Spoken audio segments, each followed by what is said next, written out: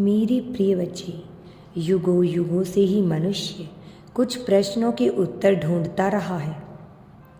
चाहे यह उसके जन्म का प्रश्न हो, उसके जीवन के उद्देश्य का प्रश्न हो, या कोई और प्रश्न हो, अथवा प्रेम संबंधों में गहराई का प्रश्न हो, धन का प्रश्न हो,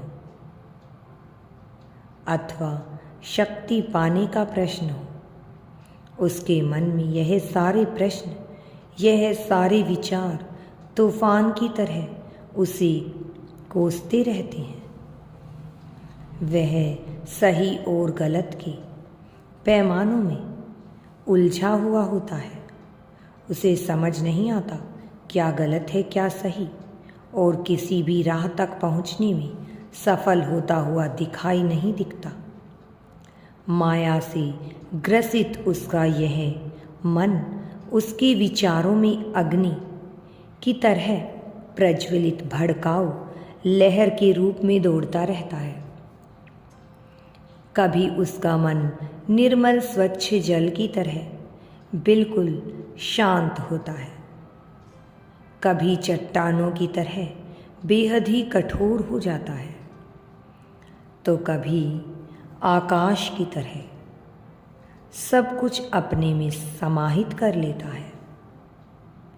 कभी वह झरनों की भांति रोने लगता है, तो कभी धूप की तरह सबको जीवन प्रदान करने वाला होता है। मेरी प्रिय, मनुष्य का मन विभिन्न विचारों से घिरा रहता है, उलझा ही रहता है। सही क्या है, गलत क्या है?